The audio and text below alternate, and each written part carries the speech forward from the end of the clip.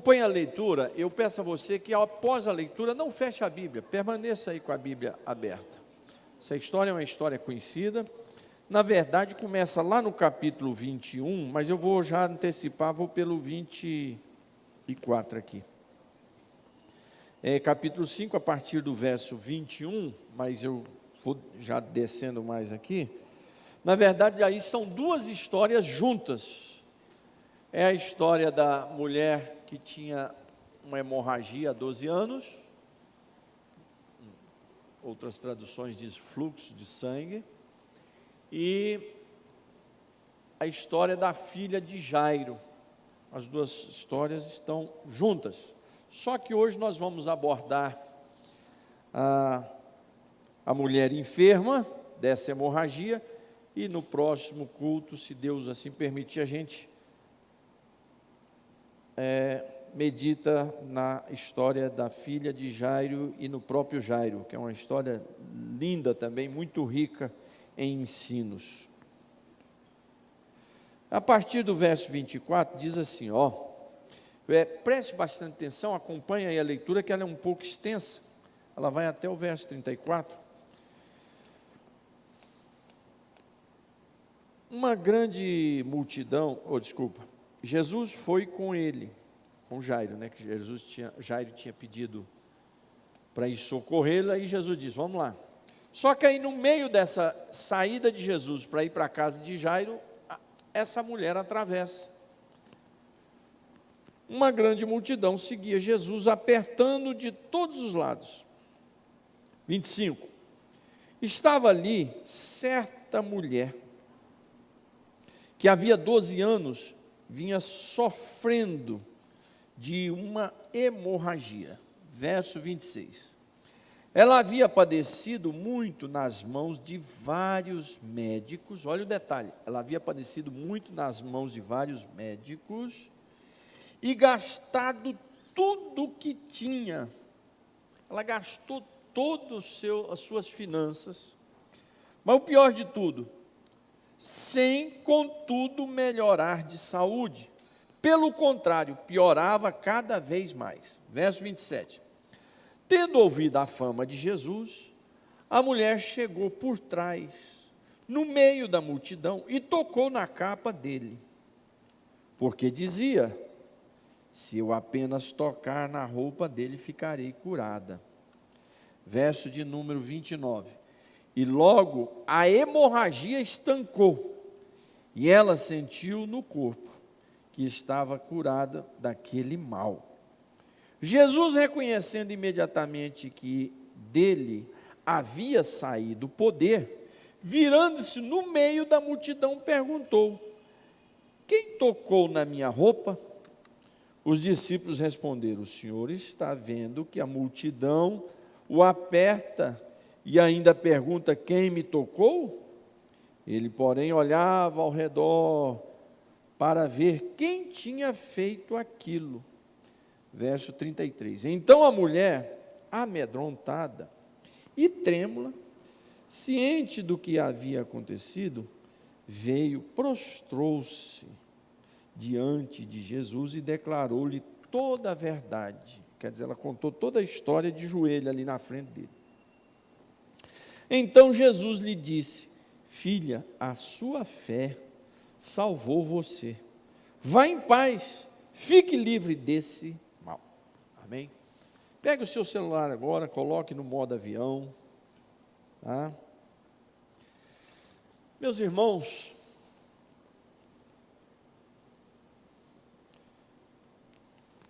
essa história já conhecida de todos, nós observamos o quanto esse mundo nos traz dor, o quanto esse mundo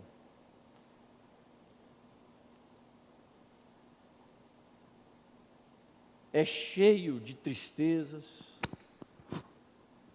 de enfermidades, decepções. Olha quanto essa mulher estava decepcionada. 12 anos com hemorragia, acabou com a saúde, vergonha, uma discriminação muito grande, que naquela época em Israel então, as suas finanças, suas economias foram toda, acabou tudo.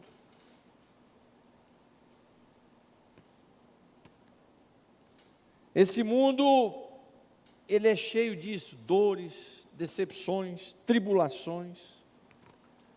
O número de fracos e menores é muito maior do que os super fortes e do que os grandes. Então, diante de um mundo desse, que o príncipe é Satanás, Jesus disse que o príncipe desse mundo é Satanás.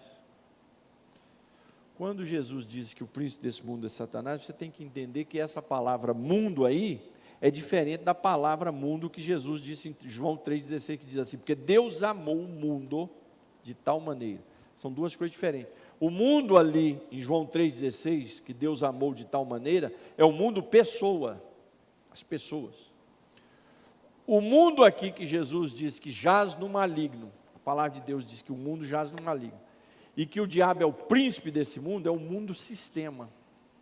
São dois mundos diferentes aí, pelo original do texto. Só que para o nosso português só tem uma palavra para traduzir, mundo e pronto. Aí você tem que olhar o contexto e definir que mundo é esse que está se dizendo. Senão dá a impressão, mas lá na carta de João, João mesmo disse que não era para amar o mundo, e quem ama o mundo não tem parte com Deus. Como é que agora Deus ama o mundo? É que esse mundo aqui é mundo pessoa, né? E esse mundo que Jesus condena é o mundo sistema. E esse mundo sistema, como está debaixo do governo do diabo, o mundo sistema está debaixo do governo do diabo. É por isso que há dores, corrupções, injustiça social, enfermidade, tanta desgraça está relacionado a esse mundo, está sob o governo do inferno. Mas nesse texto nós, em primeiro lugar, o que a gente aprende nesse texto, nessa história trágica dessa mulher? 12 anos de enfermidade, gastou tudo, envergonhada, vivia uma vida com toda a sociedade com muito preconceito em cima dela. Na verdade, 12 anos sem saber o que é viver, né? 12 anos sem saber o que é vida, sem nenhum prazer de vida, sem uma alegria de um final de semana estar no templo. Ela não podia ir, ela não podia ir na Páscoa, ela não podia ir nas festas do tabernáculo, ela não podia ir em festa nenhuma, ela não podia visitar ninguém, vivia isolada. Então, uma pessoa, 12 anos sem saber o que é viver. E qual é a primeira lição que nós aprendemos aqui nesse texto? É que o pecado trouxe tudo isso de bandeja para o diabo. A partir da queda do homem, com a sua desobediência, do homem e da mulher no Éden, abriu-se a porta para o pecado. E com o pecado veio todas as desilusões. Com o pecado trouxe o domínio do mundo, passou para o diabo. Então, todas as desmazelas que nós vemos nesse mundo, o resultado é por causa do pecado. O pecado trouxe essa podridão, essa decadência, e que atinge a humanidade. Isso não quer dizer que o fato da pessoa estar enferma, ele está em pecado. Não entenda isso, pelo amor de Deus. O fato da pessoa ter falido é porque ele estava em pecado. Não entenda isso. Eu estou dizendo que o pecado no seu geral, todas as mazelas, todas as desgraças que há nesse mundo é resultado do pecado. Porque se não fosse o pecado, não haveria dor, não haveria doença, não haveria tragédias, não haveria corrupção. Então, tudo que é de ruim está envolvido por causa da queda do homem, a desobediência do homem, o pecado do homem trouxe isso. E isso é importante nós entendermos na palavra de Deus e reconhecermos, porque por que as pessoas não buscam a Deus, ou se busca um número menor? Por que as pessoas estão muito mais querendo viver o mundo do que a Deus? Porque eles não entenderam ainda o poder do pecado, o poder destruidor que o pecado tem.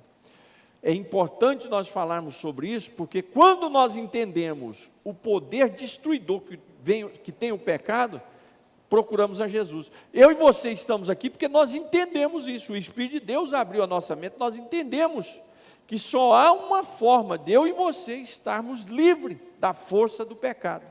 É estando debaixo de Jesus Cristo, do sangue dele, da proteção dele. Agora, infelizmente, por causa do pecado no seu âmbito geral, acaba aqui ou ali, a gente não deixa de ser afetado, né? Mas pelo menos nós sabemos para onde nós estamos indo. E também o pecado não tem mais poder sobre nós. Então são 12 longos anos de cativeiro, de escravidão que essa mulher vive. E é interessante como a dor traz desilusão. Olha o que diz Provérbios capítulo 13, verso 12. A esperança que se adia faz adoecer o coração. Vou repetir. A esperança que é adiada, a esperança que demora a chegar, a esperança que não tem resposta, ela adoece o coração. Não é assim? Né? Você tem a esperança em uma situação ser resolvida, e aquilo vai demorando, você vai adoecendo o coração, vai adoecendo a alma, vai adoecendo fisicamente, né? Você está esperando, tem a esperança que algo vai acontecer, que uma mudança vai ocorrer, e na vida de alguém, ou na sua, ou numa situação que você espera, e aquilo vai sendo adiado, isso vai trazendo uma enfermidade, vai trazendo ansiedade, e a ansiedade vai gerando enfermidade, e enfermidade na alma, na mente e no corpo. Então essa mulher estava aí ansiosa, cativa, há 12 longos anos. Imagina, 12 anos de enfermidade, não são 12 dias nem 12 meses.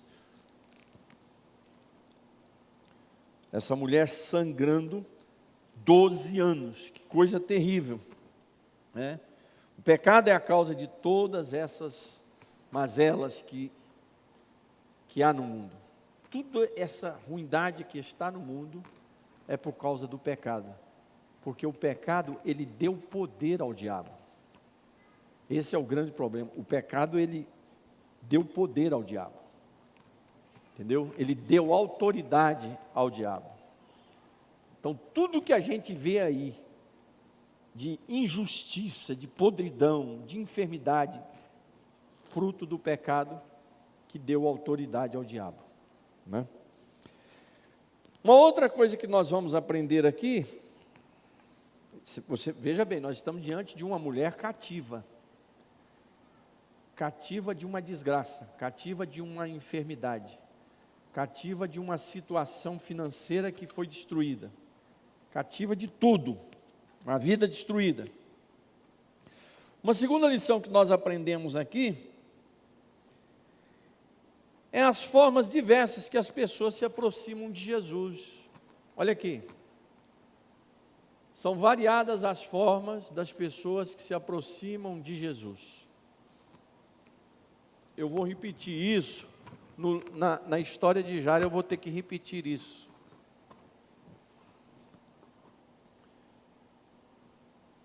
Várias pessoas chegaram próximo de Jesus e não receberam milagres.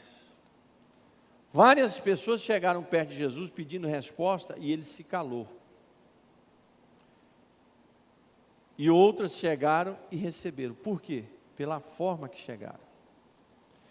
Preste atenção, isso é um segredo, viu?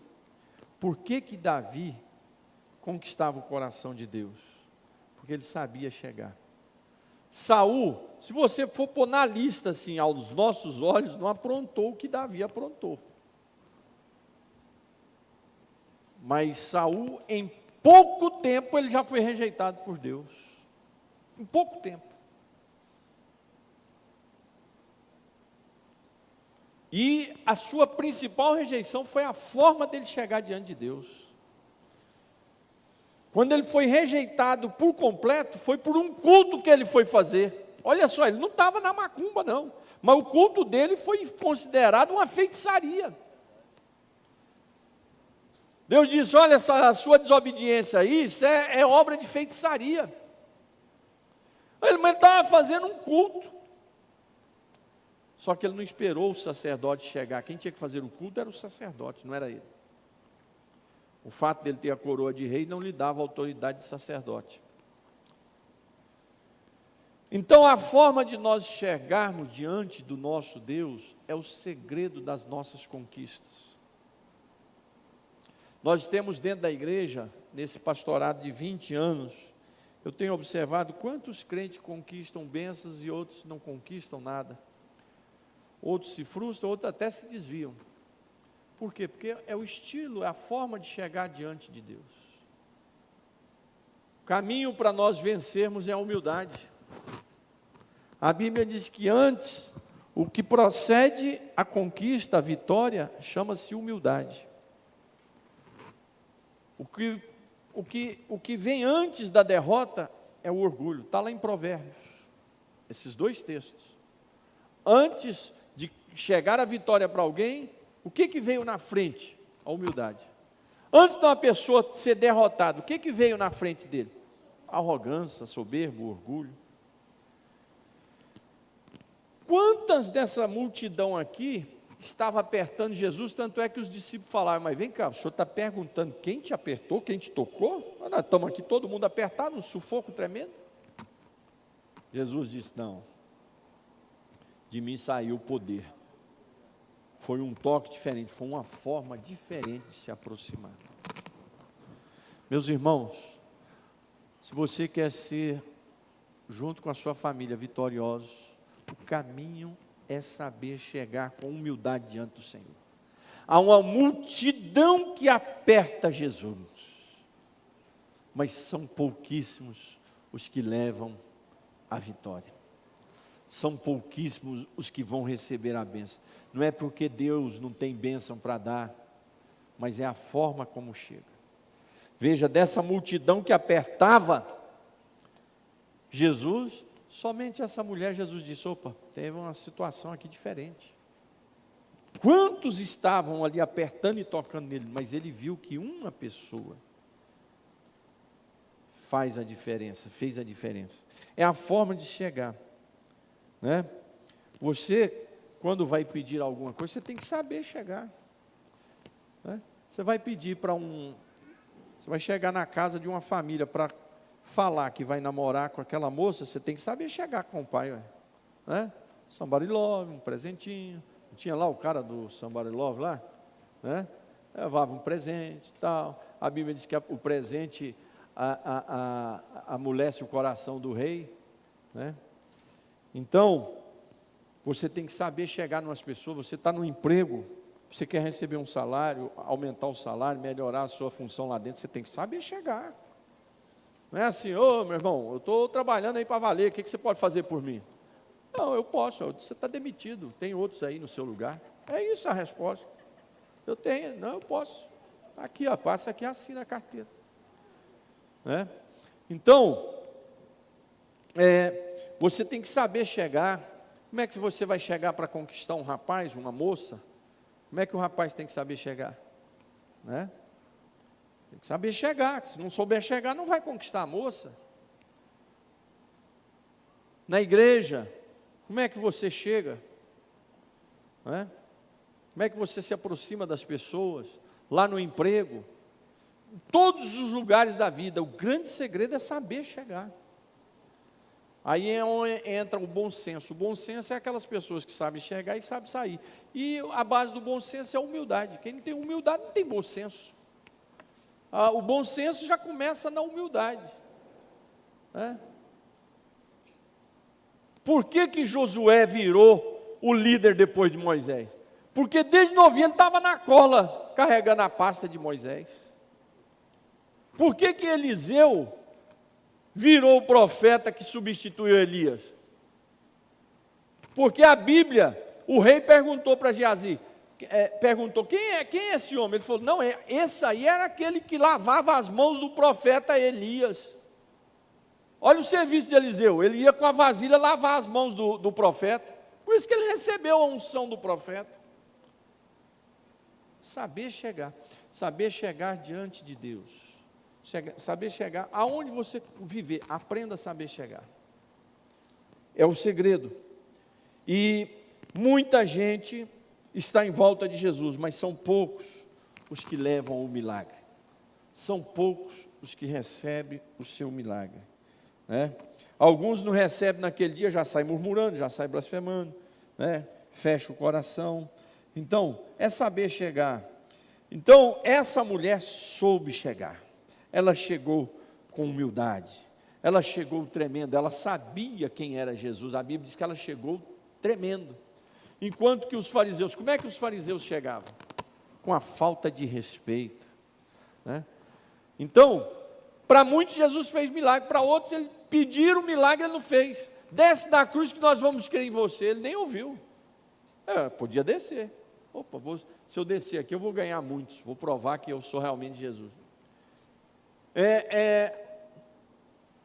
Pilatos falou para ele, o que é a verdade? Ele ficou caladinho. Mas em outro lugar ele disse, eu sou a verdade, eu sou o caminho, eu sou a vida. Mas Pilatos perguntou, ele ficou caladinho. Os fariseus reunidos com ele falaram, se tu fizer um milagre aí, nós vamos crer em você. Ele disse, nenhum milagre vai ser feito a não ser o do profeta Jonas. O que é isso?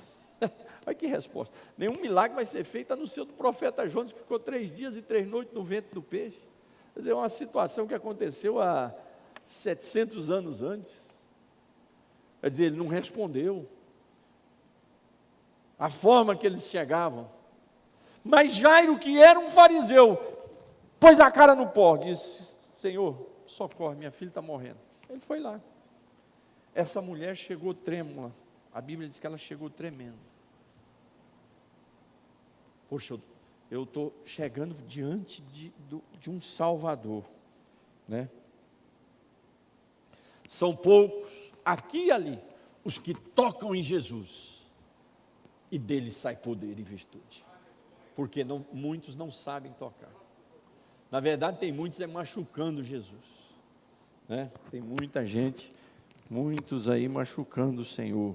E a Bíblia diz que a terceira lição é que o milagre foi instantâneo, imediatamente. Olha o que diz o versículo.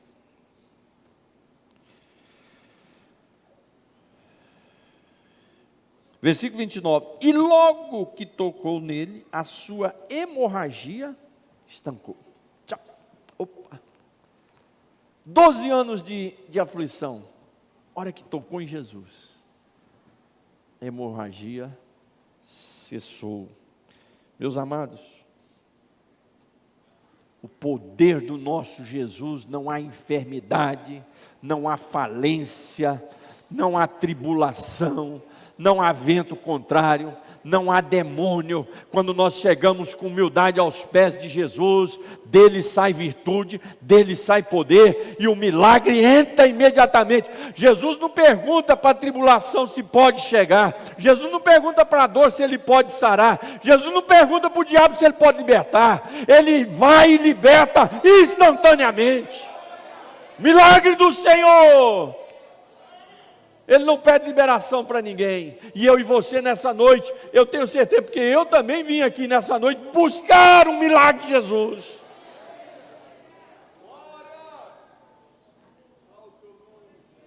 Instantâneo.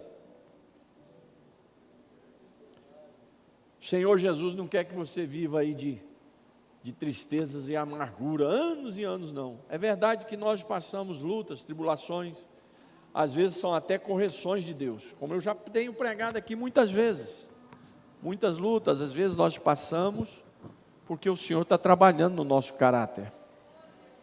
O Senhor está trabalhando no nosso interior, está trabalhando no nosso perfil, né? Isso é uma coisa.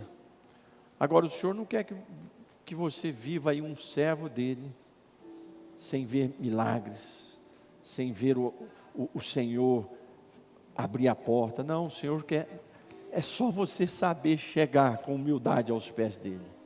É só você chegar aos pés dele com as lágrimas, com o coração quebrantado, que o Senhor vai trazer o alívio, o milagre, vai chegar na minha e na sua vida.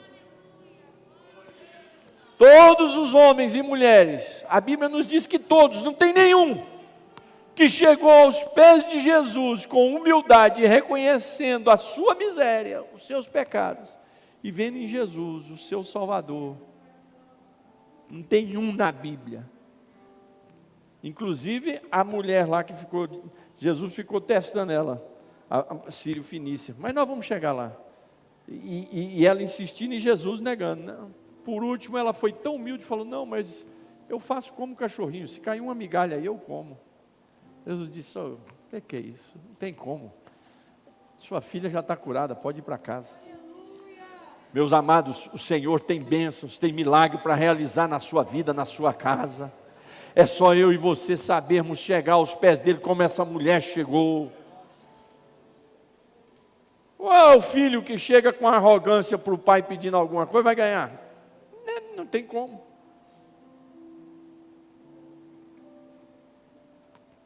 O caminho na minha e na sua vida para nós conquistarmos é a humildade. É a humildade. Chegou aos pés de Jesus com humildade, instantaneamente, ela recebeu o milagre. Uma outra lição que nós aprendemos aqui.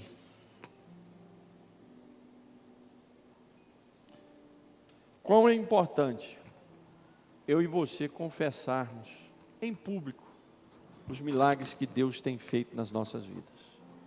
A gente aqui sempre recebe culto de ação de graça, por um milagre que aconteceu. Isso é importante. Isso é importante diante de Deus. Né? Claro que tem segredos na nossa vida que o Senhor não quer que você fale. Pelo menos durante um período. Né? Mas tem outros momentos que você tem que contar a vitória que Deus fez. O pior é aqueles que nunca têm vitória para cantar. Aí, meu Deus do céu. Aí está na situação que eu acabei de ministrar agora, o ponto anterior, que não está sabendo chegar perto de Jesus, com a humildade necessária, com o coração quebrantado. Por isso que o salmista dizia, dá-me, Senhor, um coração quebrantado e contrito. Coração quebrantado e contrito é aquela pessoa que sempre ele olha para ele ele sempre se sente pequeno, sempre se sente miserável, ele sempre se sente pecador. Esse é a pessoa de coração quebrantado e contrito. Então, é de suma importância nós contarmos o que o Senhor tem feito na nossa vida. Não podemos ter vergonha de testemunhar o que o Senhor tem feito. E também não podemos guardar e esconder isso, porque Deus vai olhar como uma arrogância da nossa parte. Por quê? Porque quando nós contamos o milagre de Deus, nós diminuímos. É como João Batista. Eu quero que ele cresça e eu diminua. Porque quando nós contamos o milagre de Deus na nossa vida e testemunhamos, é através de um culto de ação de graça, uma situação, você está dizendo em público que se não fosse o milagre de Deus, você não tinha conquistado. E por incrível que pareça, tem muita gente que tem vergonha de fazer isso. Eu não vou me expor senão, porque vão ver que eu não sou nada. É exatamente isso. Você não é nada, nem eu sou. Eu passei lá na Universidade Federal, eu passei nisso, terminei esse curso. Não vou nem agradecer, porque senão vão achar que eu... Né? Eu e você não somos nada, e é de suma importância. A Bíblia diz aqui, olha só, essa mulher, a Bíblia diz que ela... Então a mulher amedrontada e trêmula, verso 33. Ciente do que lhe havia acontecido, veio, prostrou-se. Vou até riscar isso aqui. Prostrou-se. A sua tradução diz o quê?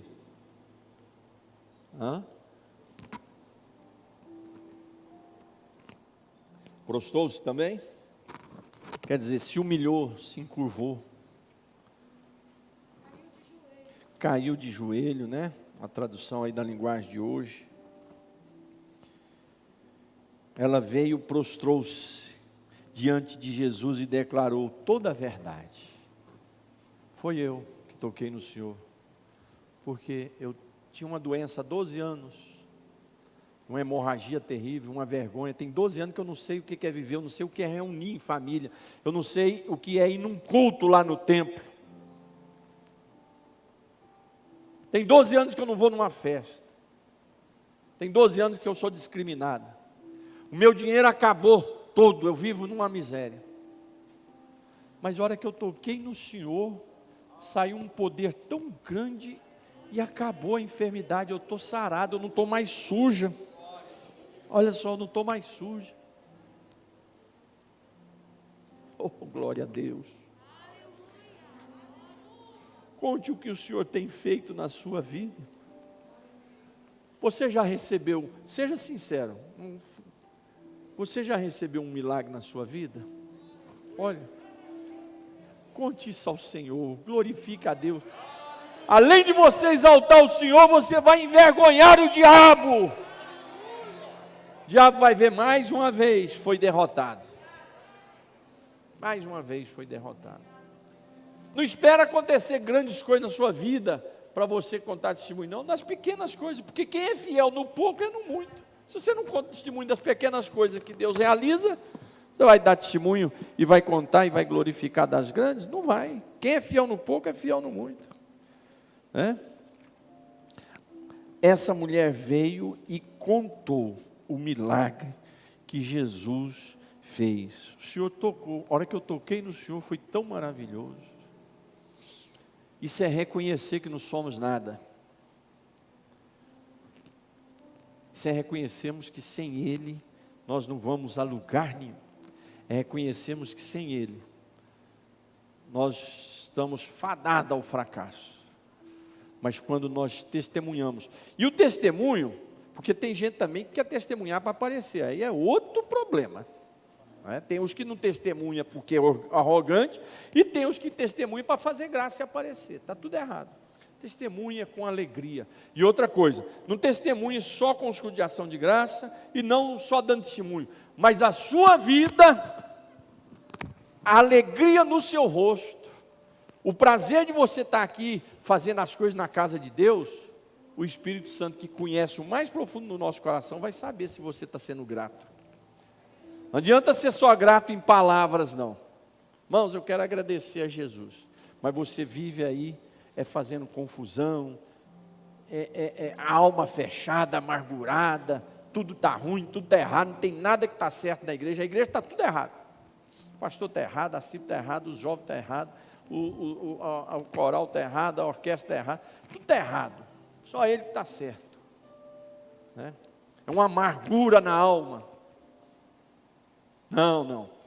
Você, o seu testemunho, a sua humildade diante de Deus, de que o Senhor está no controle da sua vida, e os milagres que acontecem, é porque Ele está no controle da sua vida, começa pela alegria da sua alma, as suas atitudes na igreja, lá no seu trabalho, dentro da sua casa, vão estar provando se você realmente está reconhecendo o que o Senhor está fazendo na sua vida.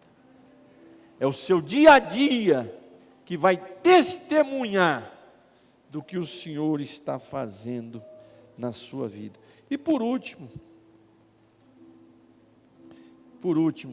a fé. Olha o que diz: filha, a sua fé salvou você. Vá em paz e fique livre desse mal.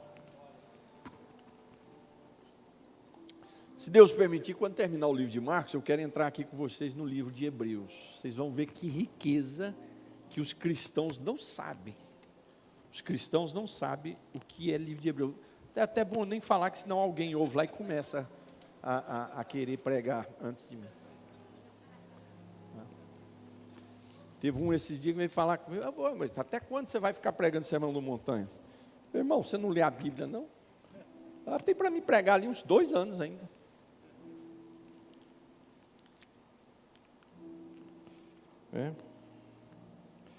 Isso eu falei para um pastor.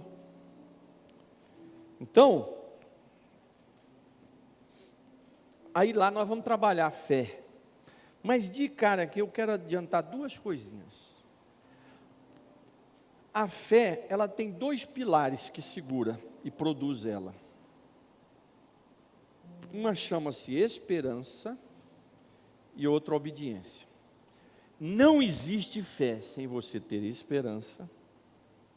Não existe fé sem você ser obediente.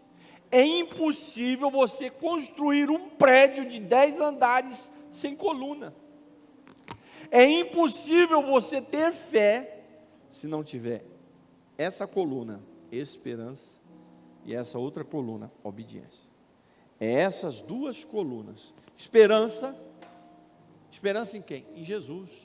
Porque o Senhor nos prova, nos testa. Você tem que ficar ali fiel.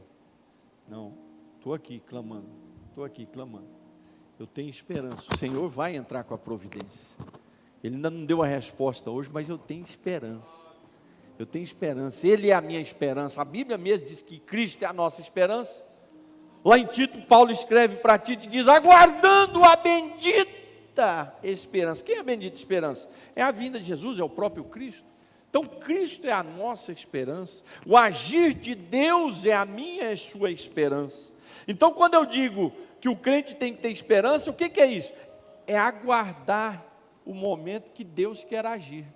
Você não pode sair do lugar não, aguarda. Quem tem esperança em Jesus é o mesmo que eu dizer. O que é esperança, pastor Só? Essa tradução que eu estou te dando não é na língua, não é no Aurélio não, que aí no Aurélio é outra coisa. Estou te falando teologicamente. A esperança aqui é você aguardar o agir de Deus, na hora que Ele quer, não na sua e nem na minha. Então, para você ter a fé que vai operar milagres, você tem que ter uma coluna chamada esperança. Então, se você está esperando em Jesus, o agir dele, não foi hoje? Eu continuo aqui. Eu não vou te deixar enquanto não me abençoar. Eu estou aqui ainda com esperança. Não foi, passou uma semana, não foi hoje? Eu continuo aqui, eu tenho esperança. Passou um mês, não aconteceu. Eu vou continuar aqui, não vou sair, porque eu tenho esperança nele. E aí, o outro lado, qual é a outra coluna? Obediência. Desobediente, não tem fé. Gente desobediente, não anda, não vive pela fé, não recebe milagre de fé, nada. Não tem obediência aí. Então as duas colunas que vai fazer aqui em cima, né? Gerar a fé é esperança e obediência. Quem tem esperança e quem tem obediência, a fé vai explodir na vida dele. E quando a fé explode, vem os milagres. Jesus disse: a tua fé, minha filha, salvou você. Pode ir em paz. Você está livre desse mal. Que eu e você estejamos aí debaixo dessa esperança em Jesus e obediente a Ele. Esperança e obediente. Com a esperança e obediente vai vir a verdadeira fé. E com a verdadeira fé vem o milagre de Deus na minha e na sua vida.